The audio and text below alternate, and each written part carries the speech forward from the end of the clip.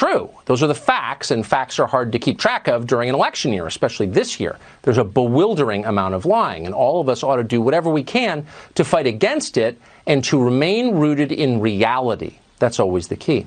But there's another reason that this story is significant, that the details matter.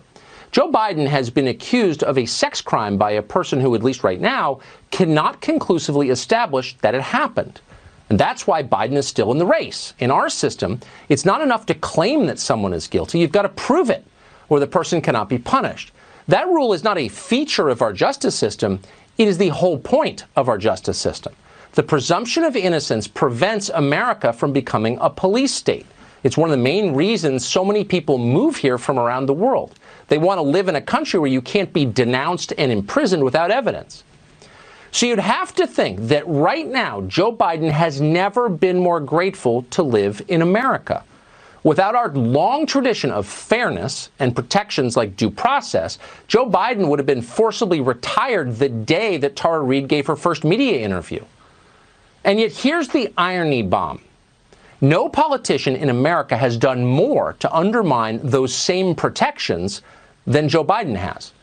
As vice president, Biden led President Obama's task force on campus sexual assault. Under Biden's direction, the administration ordered thousands of American colleges to implement new standards for handling claims of sexual harassment and assault. Those standards dramatically reduced the burden of proof. They made it far harder for the accused to defend themselves. It wasn't by accident, that was their intent. Many schools adopted standards that did not consider students innocent until proven guilty. In other words, under pressure from Joe Biden, they inverted the U.S. Constitution.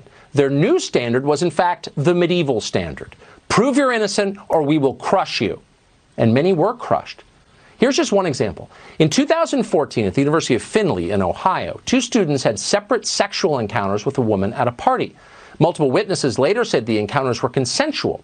Yet a week and a half later, both students were accused of sexual assault. Within 48 hours, the school found them guilty and expelled them. The school then issued a campus-wide announcement proclaiming the students had been expelled. Their names and their pictures ran in the local newspaper. They never had a chance to defend themselves, so they sued. After 5 full years, the college finally settled, in effect admitting the students had been railroaded. But by that time, their lives had been derailed and their reputations remained in tatters. The same thing has happened to a lot of students on campus. You may know some of them.